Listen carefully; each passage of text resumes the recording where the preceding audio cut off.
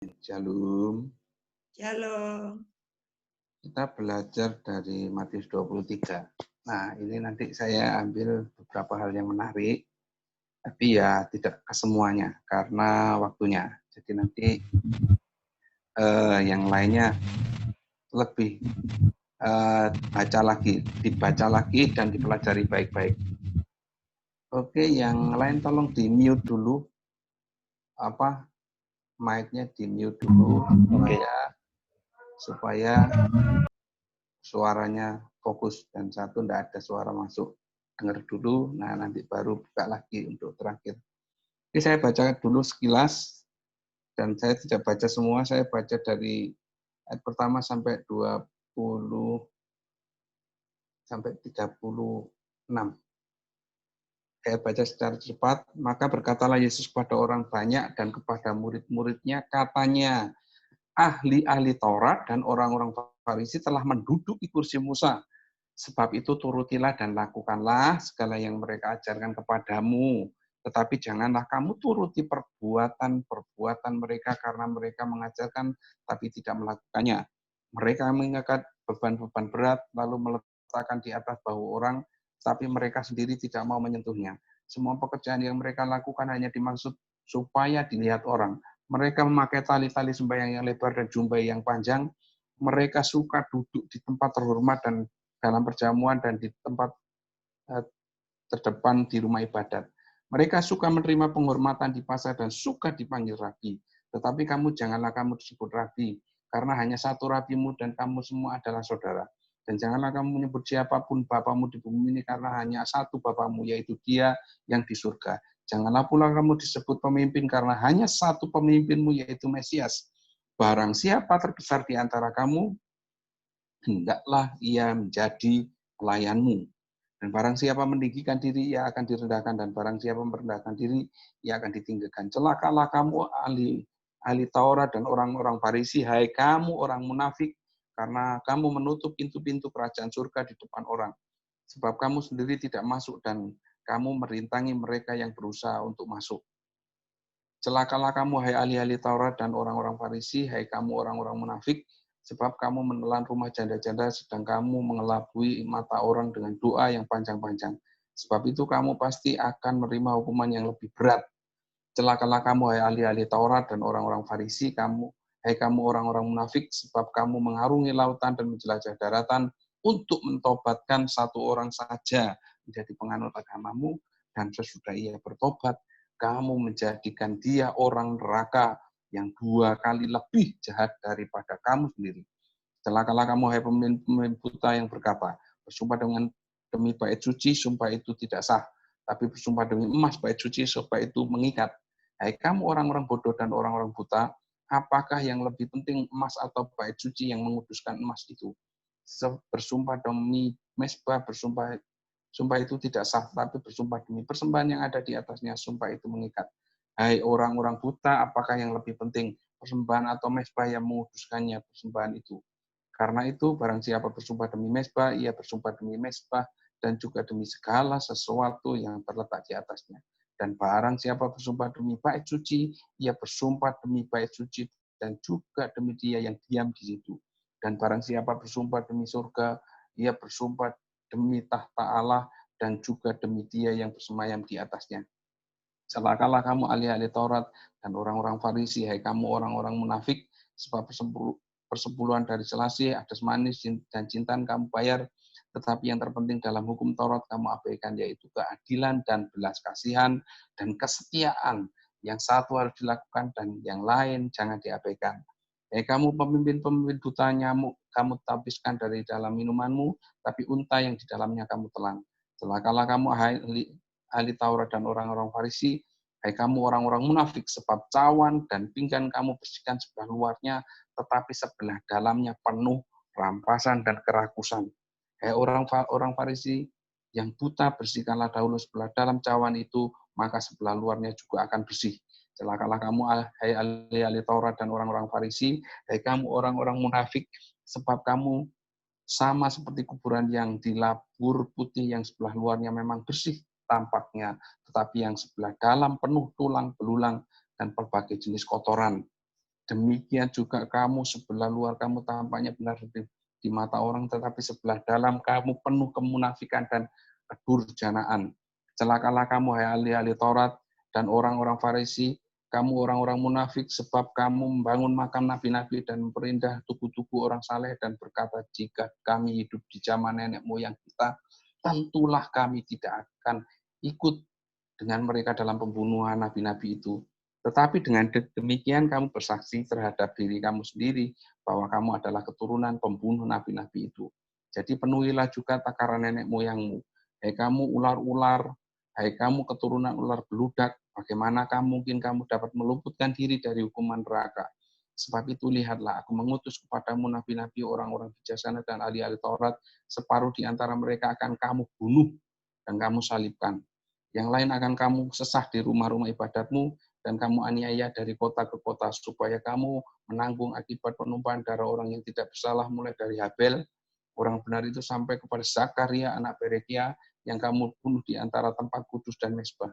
Aku berkata kepadamu, sesungguhnya semuanya ini akan ditanggung angkatan ini. Nah, ini saja yang saya bacakan, nanti 37, 38, 39, PR. Silahkan baca di rumah. Dan dari pembacaan ini saya ambil beberapa hal yang perlu kita pelajari kebenarannya, dan ada berapa yang tidak boleh kita lakukan, ada berapa hal yang perlu kita rubah. Nah, dari pembacaan ini kita dapati ada 3 kata sifat yang sangat menonjol, yaitu yang pertama munafik. Itu disebutkan di banyak ayat, di ayat 13, 14, 15, 23, 25, 27, 28, 29. 28 ini kata sifat apa? Kata-kata kemunafikan, kata kerja. Nah, 29. Nah, dan yang kedua, yang paling menonjol juga buta. Itu disebutkan di ayat 16, ayat 17, 19, 24, dan 26. Dan ada satu kata lagi yang disebutkan cuma di satu ayat, tapi juga perkataan yang perlu kita belajar, yaitu bodoh di ayat 17. Nah, mengapa orang-orang Farisi ini disebut dengan 3 sebutan ini, kata sifat yang semuanya negatif? Nah, saudara yang kasih Tuhan, kalaupun firman Tuhan ditulis, itu adalah kaca untuk belajar bagi kita. Nanti kita belajar. Ketika saya berpikir kalau, wah, ini orang Farisi, ahli Taurat, aku nggak gitu. Nah, kita nggak akan dapat apa-apa dari apa yang kita baca. Tapi kalau kita berkaca, nah kita akan mengerti, oh aku seperti ini, oh aku akan memperbaiki. Nah, itu kita baru mendapatkan manfaat. Nah, saudara yang kasih Tuhan, oke, kita belajar. Lanjut, nanti saya akan bersaksi. Nah, saudara yang kasih Tuhan,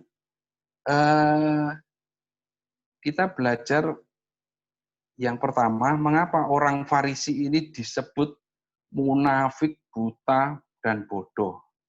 Yaitu yang pertama, dia mengajarkan tetapi tidak melakukan.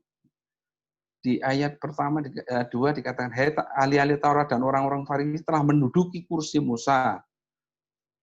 Sebab itu turutilah dan lakukanlah segala sesuatu yang mereka ajarkan kepadamu, tapi janganlah kamu turuti perbuatan-perbuatan mereka. Karena mereka ngajar, tetapi tidak melakukannya. Mereka mengikat beban-beban berat, lalu meletakkan di atas bahu orang-orang, tapi mereka sendiri tidak mau menyentuhnya. Nah, orang Farisi disebut munafik, buta, dan bodoh karena mengajarkan tapi tidak melakukan. Nah, saudara yang dikasih Tuhan, itu yang perlu kita belajar. Kalaupun kita mengajarkan, kita menyampaikan, haruslah itu bagian dari kehidupan kita yang kita lakukan. Kalaupun belum, nggak apa-apa, sampaikan aja. Tapi mari itu jadi prinsip untuk suatu saat kita lakukan. Nah, prinsip itu kalau nanti suatu saat kita ketemu masalah, lah itu kita pakai. Nah, itu nggak masalah. Tapi kalau cuma ngajarkan aja, wis bu, lakokno, kamu yang lakukan, aku gak melok-melok. Ah, itu berarti ya makelar di terminal mungkin, ayo Malang silakan kamu masuk. Kalau kamu masuk sini kamu akan sampai diantar ke Malang dengan selamat.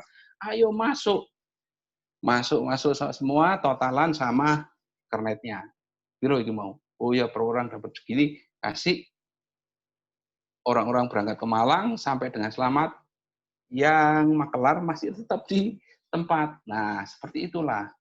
Nah suatu saat saya belajar. Ada hamba Tuhan yang tidak melakukan firman. Terus saya agak down gitu. Wah, ini yang ngerti firman aja nggak melakukan, apalagi aku. Terus saya itu dapat suatu pengajaran rema itu tidak hanya dari kuping ya, dari telinga ya. Itu kalaupun kita putuskan rema itu kita dengar dari telinga, kita cek dari firman, kebenaran. Nah, nanti baru ketahuan. Nah, saya dapat perkataan dari khotbah hamba Tuhan, dari buku-buku itu gini. Pinter mana orang yang pinter khotbah, tapi tidak pinter melakukan, tapi orang yang tidak bisa khotbah, tapi pinter melakukan. Pilih mana? Saya pilih. Sementara belum bisa khotbah, nggak apa-apa Tuhan.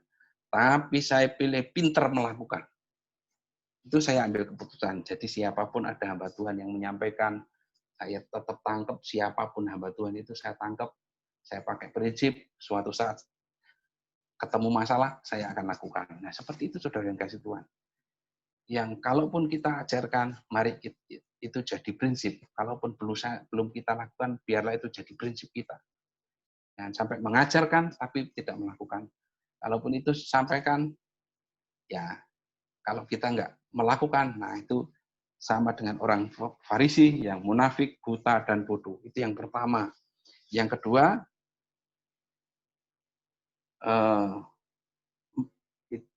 menutup pintu-pintu kerajaan surga.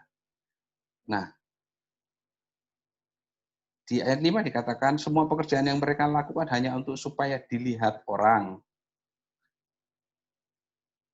Mereka memakai tali sembahyang lebar dan jumbai-jumbai yang panjang. Mereka duduk di tempat terhormat dan perjamuan yang di tempat terhormat. Mereka suka menerima penghormatan di pasar dan suka dipanggil rabi. Tapi kamu, dan di ayat 13 dikatakan, celakalah kamu ahli-ahli Taurat dan orang-orang Farisi, hai kamu orang-orang munafik, karena kamu menutup pintu kerajaan surga di depan orang. Sebab kamu sendiri tidak masuk dan kamu merintangi mereka yang berusaha masuk. Nah, menutup pintu kerajaan surga. Ini apa sih maksudnya? Nah, orang Farisi ini punya pandangan yang keliru, yaitu gini. Jadi menutup kerajaan Allah itu yang pertama bisa diartikan teologi yang salah. Nah, Ivan kemarin sempat sampaikan, saya tertarik sekali juga. Teologi perlu kita belajar dari segala sesuatu, tapi perlu proses penyaringan dari hati kita. Mana yang baik kita ambil, dan kita perlu nangkep juga maksud yang disampaikan. Nah, itu yang perlu. Jadi, nah ketika kita dapat teologi yang salah, itu nanti akan berakibat ke kita menyampaikan suatu hal yang salah. Makanya hari-hari ini rodok males WA-an, rodok males apa, kadang yang disampaikan itu belum disaring apa, udah disampaikan, sehingga menimbulkan keresahan. Sekarang saya mikir gini, saudara. Kalau kita nyampaikan kebohongan, itu kita termasuk pembohong. Ya, kita nyampaikan kebohongan, kita maksudnya baik loh, tapi ini bohong. Ya podo ae nyampaikan kebohongan, nyampaikan hoax, itu kita jadi pembohong gitu loh. Jadi setiap mari di WA grup terutama di Betani Ojo semua langsung disampaikan. Ayo disaring dulu, jangan sampai menimbulkan keresahan. Sumbernya dari mana, maksudnya apa. Kadang itu saya lihatnya gampang, cuma di bawah ini. Ayo sampaikan kepada teman-teman yang lain supaya mendapat manfaat, supaya informasi berguna lah. Ini ciri-cirinya. Ya, tapi tetap nanti diselidiki. Tapi ini wis ada itu saya malas. Nggak akan saya sampaikan. Nggak perlu disampaikan gitu. Pokok kalaupun itu baru berguna, baru memotivasi, baru oke tak sampaikan. Nah, seperti itu saudara yang kasih Tuhan. Jadi teologi yang salah ini nanti akan berakibat fatal. Saya belajar teologi dari banyak-banyak hamba Tuhan yang suka dengar suara Tuhan dan suka ngomong bicara sama Tuhan, saya dengar. Hamba Tuhan yang full teologi saya dengar. Nah, saya dari itu dapat sesuatu yang baik, yang terpenting dalam kehidupan saya bisa belajar untuk lebih baik. Nah, dan juga itu yang penting, gitu ya. Jadi maksud saya gini, kalau kita berteologi ya biarlah itu teologi yang bisa dipertanggungjawabkan. Yang pertama tadi teologi yang salah, dan yang kedua orang Farisi ini berorientasi kepada keuntungan. Rumah janda-janda ditelenin semua. Jadi mikirnya dia cuma keuntungan aja. Jadi mari kita belajar untuk ibadah, untuk datang kepada Tuhan itu nggak cuma mikir keuntungan, mikir enaknya diri kita sendiri. Nah, seorang pelayan Tuhan itu ketok. Nanti ini ngelayani diri sendiri apa ngelayani Tuhan betul-betul itu kelihatan kok. Suatu saat ada pelayan Tuhan melayani dengan semangat, dengan sungguh-sungguh khotbah kemana-mana, diundang kemana-mana, melayani dengan mujizat, melayani dengan penuh urapan. Suatu saat anaknya sakit. Nah, kalau dia protes, oh Tuhan aku wis ngelayani, aku sudah kesana, aku sudah melakukan segala sesuatu untuk Tuhan, mulai aja kadang telat-telat, kok anakku sakit? Nah, itu berarti dia melayani bukan untuk Tuhan, tapi supaya keluarganya aman, supaya dilindungi dari penyakit, supaya semuanya tersedia, supaya semua nggak ada masalah. Nah, beda. Sadra Mesa Abednego sudah melayani, sudah di kerajaan itu dia taat, sudah di kerajaan itu setia melakukan dengan benar. Mau dimasukkan dapur api, tidak ada protes. Raja suatu saat ngomong, ayo kamu sekali lagi sangkal Tuhanmu, nanti kamu bebas dari ngomong percuma Tuhanku, wis gak usah ngomong ngono Tuhanku. Kalau aku harus masuk, aku harus mati di dapur, aku sekali-kali tidak akan menyembah dewa Tuhanku. Aku tidak sekali-kali menyangkali Tuhan. Nek aku mati. Dengan kata lain dia siap mati. Dan dia nggak protes kalau dia mati. Kok gini? Aku harus mati. Tidak ada seperti itu. Masuk belum. Nggak protes, tapi merapun dengan kerelaan. Nah inilah teologi tertinggi pengiringan kita kepada Tuhan. Mati dengan rela, tanpa nuntut apa-apa. Itu teologinya Yesus. Yesus sempat protes, kalau cawan ini lalu daripadaku Tuhan. Tapi kalau kehendakmu yang jadi, enggak masalah. Nah itu loh saudara, hari-hari ini banyak orang protes, Tuhan kok ngene, ada COVID-19 kok ngene, aku kekurangan, aku takut, aku seperti ini. Ayo tinggalkan, kita sedang belajar teologi yang benar, kita sedang belajar mengiring Tuhan yang benar, kita sedang mengasihi Tuhan yang benar. Tuhan aja rela berkorban untuk kita, ngapain kita kok titik-titik ngersulo, titik-titik protes, titik-titik gak terima dengan keadaan. Kok ini Tuhan, nah, jangan ada kata seperti itu. Kalau memang begini, apa yang harus kita lakukan, itulah yang penting. Hari-hari ini Tuhan banyak belajar untuk mengajari saya. Ya. Gini, sedang belajar hati untuk memberi. Hati untuk tidak memiliki barang-barang dunia ini berlebihan. Hari-hari kemarin saya diuji gini. Saya waktu ke pasar, nemu uang. Uang itu nggak sedikit. 500.000 lebih tercecer gitu aja. Lu di pasar lu nggak ada orang tahu. Uang itu tak ambil. Apa yang harus saya lakukan? Wih, waktu itu langsung timbul. Wih, aku bisa makan-makan, bisa ini dengan uang. Tapi saya belajar lagi kebenarannya seperti apa. Oh, ini bukan milik saya. Banyak loh, 500 lebih. Bagi saya banyak itu. Bagi yang lain-lain mungkin kosong. Sak pasar tak omong, Pak, ini ada orang cari uang hilang, hubungi saya. Saya tinggal nomor telepon, tak tanya tonggo saya yang di pasar, Pak, mau nggak ada bengok-bengok orang kehilangan uang? Di pojok pasar lagi tak kata, nggak ada cari orang cari orang uangnya hilang, Pak, itu bakul ikan, Pak. Loh, nggak ono, Mas. Sampai sekarang uang tak simpen. Istri saya ngomong, Pak, uang itu dikasih gereja, Pak, untuk nanti biar sembako. Tapi kebenarannya seperti apa? Lah saya tahu kebenaran gini. Kalau kita nemu barang suatu saat, Bapak Kanit narkoba itu sampaikan di satu sekolah yang saya bantu ngajar. Kalau orang nemu uang dimanapun, itu harus dibawa ke kantor polisi, dilaporkan ke polisi. Itu ada hukumnya. Hukumnya gini, kalau itu uang diambil atau barang itu yang ditemukan itu dipack, itu sama dengan pencurian. Nah, saya tahu kebenarannya. Tuhan sedang uji hati saya. Duit ini kayak gimana? Nah, ini nanti dalam tempo dekat saya bawa ke kantor polisi. Ini sementara tak tunggu berapa hari ini, nggak ada orang yang nyari duitnya. Nggak, saya sudah tinggal nomor telepon, saya ini sudah tinggal alamat beberapa orang hubungi saya. Nah, saya nggak ada yang nyari. Nah, nanti saya kasih kantor polisi. Kalau saya kasih ke Pak Aan untuk sembako, salah saya. Saya karena tahu kebenarannya seperti itu. Nah, jadi seperti itu. Jadi hari-hari ini Tuhan sedang ngajar saya untuk melakukan yang benar. Dan saya belajar merelakan. Itu asik. Saya dulu pelit. Nah, suatu saat dapat masakan dari teman, sok panci gede gitu, ya panci lumayan lah. Tak makan sendiri pasti nggak habis. Masakan yang senengan saya, senengan anak saya, senengan istri saya.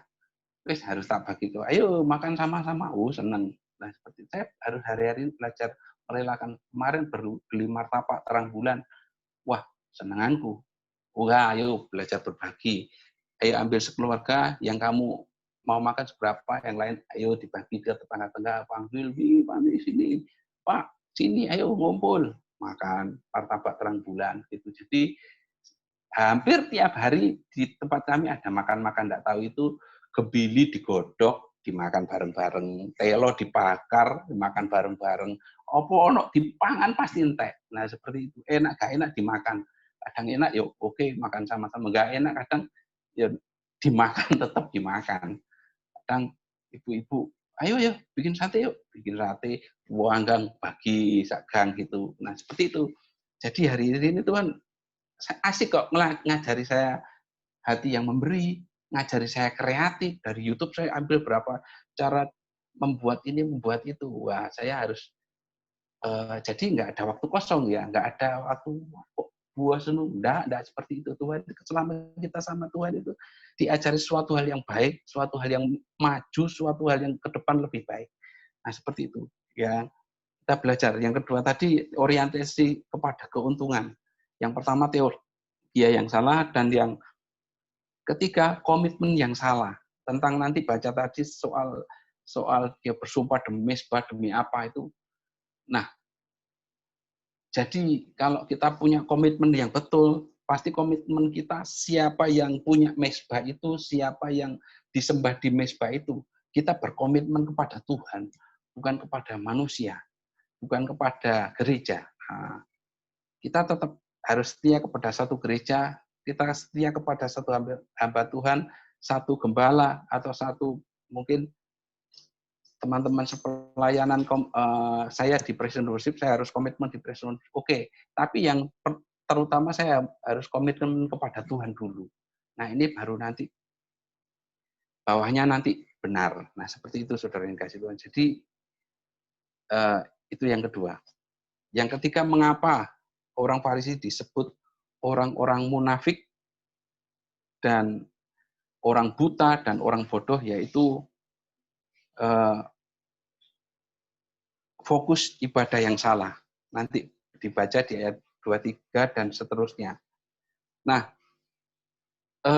hari-hari ini kita fokus ibadahnya kepada siapa, itu nanti ya ketahuan. Ketuanya gini, suatu saat teman saya sampaikan, saya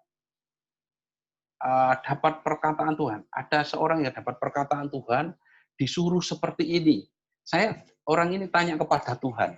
Tanya kepada Tuhan, disuruh melakukan sesuatu ini, akhirnya sangat diberkati.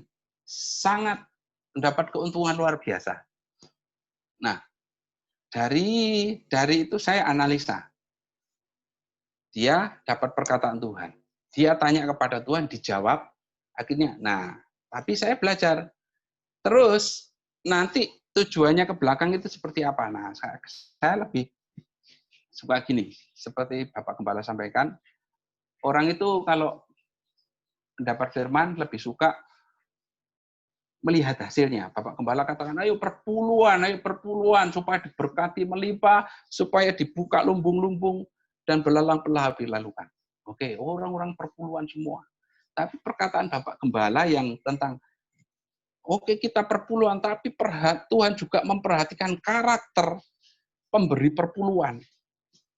Nah, itu jarang yang memperhatikan, tapi saya perhatikan. Jadi walaupun saya perpuluhan, saya juga harus memperhatikan karakter saya. Itu yang nanti menentukan. Nah, jangan sampai saya salah karakter. Saya perpuluhan cuma mengharapkan dilindungi dan hasil yang melimpah aja. Enggak seperti itu. Jadi hari-hari ini banyak juga fokus ibadah yang salah. Jadi saya analisa teman saya, waduh, ini ya belum tentu suara Tuhan. Kadang seorang bisnismen itu gini. Bisnismen itu punya insting. Nah, kadang insting itu berkata, oh ini bisnis menguntungkan. Aku bisnis ini pasti untung. Lah itu insting. Insting itu hasil dari latihan berbisnis, dari mungkin bangkrut, dari mungkin kegagalan, dia dapat insting yang mulai kuat. Nah, insting itu kadang ngomong, kalau saya suka pada perempuan itu, suatu saat saya tanya Tuhan, apakah ini jodoh saya? Tuhan pasti jawab ini jodoh. Karena yang berkata kemauan saya. Jadi hati-hati hari ini nyampe dengar suara Tuhan, hati-hati. Mari saya lebih suka firman Tuhan ngomong apa, ya itu aja. Soal Tuhan ngomong suatu saat perlu untuk mendoakan orang, doakan. Saya akan doakan. Nah, tapi kalau nyari-nyari Tuhan, ngomong enggak dulu, nanti dulu. Saya lebih suka belajar firman dulu, kebenarannya seperti apa, baru saya nanti ngambil kesimpulan, baru saya ngambil tindakan. Kalau untuk perkataan Tuhan langsung, mungkin ya, karena bukan bidang saya nanti dulu. Saya lebih baik ke teologianya dulu, baru nanti perkataan Tuhan itu tetap saya sesuaikan. Di 1 Yohanes 4 ayat 4 kan dikatakan, ujilah setiap roh. Nah itu apa roh Tuhan benar, apa roh itu manuver bisnis, atau roh insting bisnis, atau roh nafsu untuk mencintai seorang, cinta nafsu untuk keuntungan. Nah itu bahaya, bisa ngomong juga. Saya nggak seneng sama seorang, mungkin Pak Aan, saya nggak seneng sama Pak Aan. Saya kalau tanya Tuhan, mesti saya dikasih tahu tentang kejelekannya Pak Aan. Yang bicara bukan Tuhan, tapi insting kebencian saya. Makanya hati-hati kalau di pelayanan mulai ada gak seneng, itu nanti Tuhan bisa ngomong aneh-aneh. Tuhan nggak ngena itu. Itu bukan Tuhan sekali lagi, tapi insting kebencianmu. Itu yang perlu kita, makanya di pelayanan harus murni, motivasi yang benar, baru itu akan membawa ke arah sesuatu yang baik. Nah, saya juga harus sering tes. Seperti ini tadi, di pelayanan saya ada motivasi apa. Itu nanti bisa berbahaya buat saya. Gini, kadang saya ngerunungan. Saya nggak seperti ahli Taurat orang Farisi. Pelayanan cuma ingin dilihat orang. Tak pikir-pikir, saya juga sama kadang. Saya pelayanan, main musik untuk supaya orang lain ngakui saya hebat. Mainnya, skillnya jago. Aktualisasi diri dulu. Podo orang Farisi itu, saudara. Kalaupun saya harus pelayanan, dia motivasi untuk Tuhan saya, untuk dia akui orang, ya nanti dulu. Itu bukan. Kalau orang ngakui ya, Pak, ada hebat. Tanpa saya menginginkan, nah itu enggak tahu lagi. Tapi kalau saya punya keinginan, ya tetap saya ada keinginan untuk diakui, itu pasti normal, wajar. Tapi itu yang harus saya perbaiki. Apa Tuhan benci, Tuhan marah nanti? Oh, enggak, Tuhan enggak ada kebencian, kemarahan. Tuhan tahu, dan Tuhan ingin saya berubah. Gitu. Jadi ingin ngiring Tuhan itu santai ya, jangan sampai duduk-duduk tua aku dihancurkan Tuhan, Tuhan nabok, Tuhan ngaplok, Tuhan pukul sampai geblak, enggak ada seperti itu. Kalau salah diperbaiki, kita perbaiki. Kamu ninggalkan istrimu, balik, balik, Tuhan terima kok. Kalau kamu yang nggak balik, itu yang Tuhan nggak terima. Suatu saat dihukum karena kesalahanmu sendiri. Tapi selama nggak tahu ninggal istri sudah 15 tahun, balik, balik, Tuhan ampuni. Anak terhilang itu loh. Aku tak mau nih, aku di sini kelaparan mau mati. Tak pulang aja ke rumah bapakku, BE diampuni, tak jadi pembantu, ini agak popot. Tapi saya kenyang. Dia balik ke Tuhan nggak motivasi jadi anak lagi, jadi pembantu, pegawai. Tapi Tuhan nerima sebagai anak, kasih cincin, kasih jubah, bikin pesta. Loh, Tuhan seperti itu. Dosamu koyo opo masa lalu, silakan. Tapi berhenti ke depan yang baik. Itu Tuhan terima. Nah, saya santai ngiring Tuhan. Iya, saya kadang itu pengen diakui. Saya pengen juas gitu loh, sesuatu kan. Hebat, pengen skill manjur gitu. Ya wajar, tapi saya akan perbaiki, enggak seperti itu. Saya kalau punya motivasi seperti itu, saya nggak akan jadi baik gitu loh. Jadi ketika saya mulai tinggalkan motivasi itu, saya bisa menerima hikmat dari Tuhan untuk saya maju. Kalau maju seperti ini, saya nggak perlu benci orang saya nggak perlu menjatuhkan orang supaya saya naik.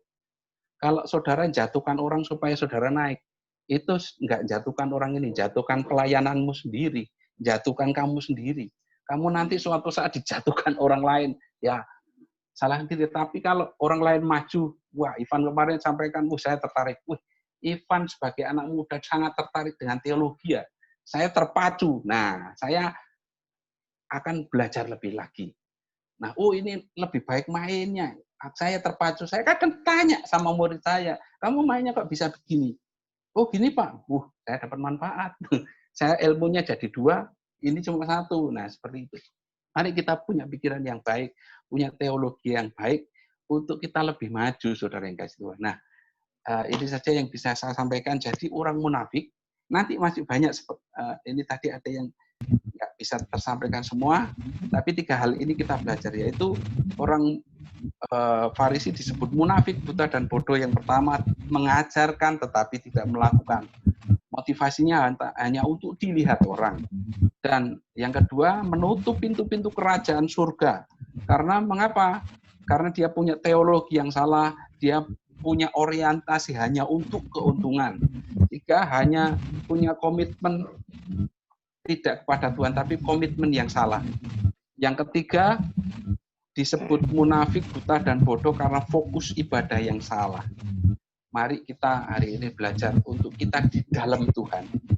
Kalau kita di dalam Tuhan, ambil keputusan, ngambil apapun, pasti melalui firman Tuhan. Kalau kita tidak di dalam Tuhan, kita mengambil keputusan itu berdasarkan keinginan. Aku pengen soge, ayatnya mana, dicari. Tapi kalau di dalam Tuhan, Tuhan pengen apa sih? Oh Tuhan nggak cuma sekedar pengen saya kaya, tapi melalui jalur Tuhan. Itu loh saudara. Dan orang yang di dalam Tuhan tidak akan takut kepada penderitaan, kematian pun tidak akan takut. Dan tidak akan takut dengan namanya kesengsaraan. Karena ya itu bagian dari pengiringan kepada Tuhan. Ngiring Tuhan itu nggak selalu cuma enak kok. Tapi kalaupun itu nggak enak, pasti untuk ke depan lebih enak. Nah itu aja, sekian, terima kasih, Tuhan memberkati. Ya, makasih Pak Yoyo, Tuhan berkati ya semuanya. Ya, kalau kita cek kembali ya, saya coba nambahkan sedikit saudara, untuk kita cermati di dalam bacaan Matius 23, di mana namanya Yesus mengkritisi ya saudara, namanya ahli Taurat dan orang-orang Farisi. Padahal namanya juga ahli Taurat saudara, sama orang-orang Farisi ini dia ahli tentang namanya Taurat Tuhan saudara. Kita saja belum bisa namanya menyamai namanya ahli-ahli ini. Memang betul-betul orang yang terpelajar saudara. Tetapi Yesus mengecam begitu keras, saudara. Di dalam pasal ini begitu tegas, saudara. Padahal sama-sama kalau saya lihat, saudara, musuh bebuyutan, saudara. Tetapi orang namanya Farisi ini pintar mengajar tapi tidak melakukan. Tapi Yesus ini mengajar dan melakukan. Jadi yang menjadi poin dalam namanya Matius 23 ini jelas tadi Pak Yoyo ngasih tahu yang pertama itu tentang namanya melakukan, saudara. Kalau kita lihat di ayat Yakobus 1 ayat 20 jelas sekali dia berkata begini, saudara. Yakobus 1 ayat 22, hendaklah kamu jadi pelaku firman. Jika engkau tidak melakukan, kamu sama saja menipu diri sendiri. Ternyata, kalau kita tidak melakukan kebenaran, yang rugi kita sendiri, saudara. Makanya namanya ahli-ahli Taurat sama ahli-ahli Farisi itu nggak ada namanya masuk dalam namanya bagian kerajaan surga karena dikecam perbuatan mereka tidak sejalan apa yang dia ajarkan, saudara. Saya berharap lewat renungan ini, lewat firman yang disampaikan, kita ini menjadi pelaku-pelaku firman. Amin. Ya, mari kita tunduk kepala, kita berdoa untuk kebenaran firman Tuhan. Terima kasih Bapa untuk kebenaran firman-Mu yang hamba-Mu tabur, biarlah bertumbuh, berakar, dan berbuah di dalam setiap hati kami. Dan kami bukan hanya menjadi pendengar saja, tetapi menjadi pelaku-pelaku firman, materekan di dalam hati kami ya Tuhan, sehingga hidup kami senantiasa memuliakan nama-Mu. Juga Kau berkati hamba-Mu yang sudah menyampaikan satu kebenaran-Mu. Pakai lebih lagi untuk kemuliaan nama-Mu. Kalau hamba-Mu teringat Tuhan akan Ibu Gembala yang dalam perjalanan dari Amerika menuju Jakarta dan pulang ke Indonesia, Tuhan, biarlah Kau sertai perjalanannya, Kau berikan cuaca yang terbaik, Kau lindungi dari COVID-19, Tuhan, sehingga sampai di Jakarta mendapatkan satu hal yang terbaik, dan biarlah bisa berkumpul bersama-sama kami, dan biarlah nama Tuhan dipermuliakan. Kalau sebentar kami akan berpisah satu dengan yang lain, kami percaya bahwa jerih payah kami bersekutu dengan Kau tidak akan pernah sia-sia, karena mengandung janji buat hidup sekarang dan yang akan datang. Dan kami percaya bahwa anugerah-Mu besar. Mari angkat kedua tangan, mengharapkan hatimu kepada Tuhan. Terimalah berkat daripada Tuhan. Tuhan memberkati engkau dan melindungi engkau. Tuhan menyinari engkau dengan wajah-Nya dan memberikan engkau kasih karunia. Tuhan menghadapkan wajah-Nya kepadamu dan memberi kepadamu damai sejahtera dari segala yang baik yang janjikan Tuhan kepada kami semua. Tidak terpenuhi, semuanya sudah terpenuhi di dalam nama Yesus yang sudah diberkati. Sama-sama katakan, amin.